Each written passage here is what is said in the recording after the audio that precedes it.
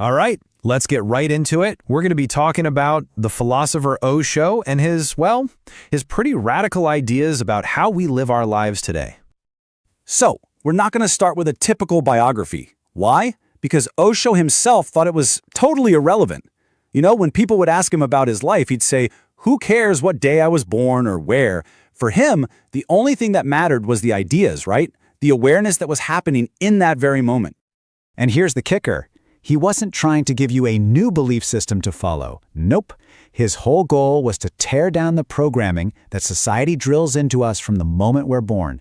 It didn't matter if you were Catholic, communist, Hindu, whatever. He wanted to wipe that slate clean, to get you back to that state of innocence you had as a baby, before all the labels and rules were piled on. So what's at the heart of all this programming he was so set on destroying? Well, it really boils down to just one thing, and that's the ego. Now, Osho's view of the ego is really interesting. He didn't see it as strength, not at all. He saw it as a mask, something we wear to hide this deep, deep feeling that we're not good enough. He called it this knot of inferiority. It's that constant, nagging anxiety to prove I'm somebody important, because secretly, we're terrified that we're actually nobody at all. And where does this pressure even come from?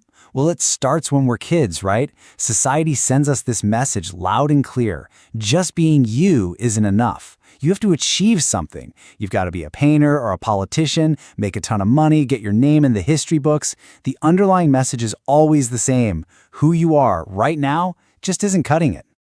And Osho had this really powerful parable to explain exactly how building up this external self can become a trap that we just can't get out of. I mean, this story just nails Osho's point, doesn't it? We start out as this little mouse, and we build this lion of an ego, the big job title, the fancy car, the success. We just keep building it bigger and bigger. But here's the scary part. In our lives, there's no yogi to just snap his fingers and say, okay, become a mouse again. We end up trapped, crushed by the very thing we built to feel safe. Okay, so that's the philosophy. But how does this whole ego trap actually play out in the real world? Well, let's take a look at how it drives even some of the most quote-unquote successful people on the planet. I mean, think about Donald Trump. The guy becomes president of the most powerful nation on earth. You'd think that would be the top of the mountain, right? That's enough. But even then, he's still consumed with comparing himself to others, like Barack Obama, or wondering why he didn't get a Nobel Prize. It just goes to show you, for the ego, there is never an enough.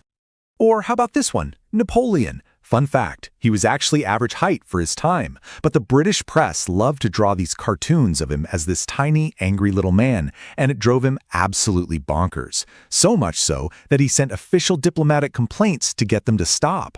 Think about that. His ego wasn't hurt by reality, it was wounded by a cartoon.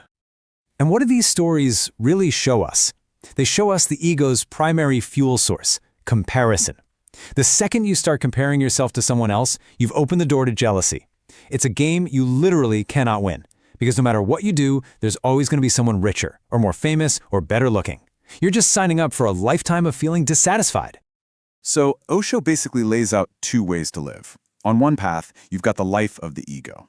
He calls it a circular ladder, which is a great way to put it. You're always looking up at the person ahead of you and looking down on the person behind you. It gives you these little hits of pleasure when you win, but it's a hamster wheel of suffering. And then there's the other path, the life of awareness. And that's about one simple thing, just stepping off the ladder completely. Okay, so if the ego is this big trap, how the heck do you get out of it?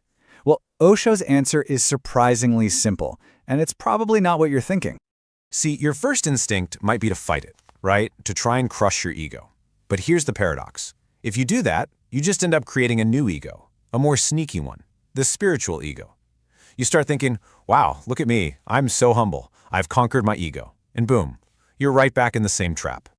So the real answer, according to Osho, isn't fighting. It's awareness. It's just watching. You watch your ego when it gets angry or jealous or starts to brag. You don't judge it. You don't fight it. You just observe it. And when you do that, you stop feeding it your energy. You don't have to tear it down. If you just stop paying attention to it, it kind of just falls apart on its own, like a house of cards. But let's be real, this is so hard to do. Why? Because our whole society is built to reward the complete opposite of awareness. Society doesn't want you to be aware, it wants you to be efficient. It wants you to be a predictable cog in the machine, whether that's in an office or a factory. It rewards us for being mechanical, for mindlessly scrolling through our feeds, for buying stuff we don't need. All of it is designed to distract us from that nagging inner feeling that we're just not enough. Okay, I know what you might be thinking right now. This philosophy stuff sounds great, but what about my real life? I've got rent to pay, I've got a toxic boss, and that is a totally fair question. So let's bring this down from the clouds and see how these ideas can actually work in the real world. We're going to look at the story of a researcher and writer named Vijita. And his story is this incredible, modern-day example of someone who just systematically took apart a normal life to follow a path that was actually true to him. I mean, check out this timeline. His whole journey is just one radical move after another. He quits a good engineering job. Then he lands a super stable government job, the kind of job millions of people would kill for, and he quits that too. He even gives a media job a shot, and nope, quits that as well. He basically walked away from 3 different versions of success because he chose the scary uncertainty of being authentic over the safe comfort of living a mechanical life. And this is so important. His journey wasn't about finding the perfect job.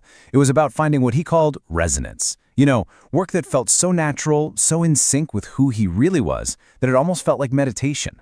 By ditching society's definition of success, he finally made space for his own creativity to just flow. It's exactly what Osho was talking about. So, this all leaves us with a pretty big question to ask ourselves. The things you're building, your ambition, is it serving your true self, your authentic nature? Or is it just your ego, busy at work, building you a bigger, more impressive-looking cage?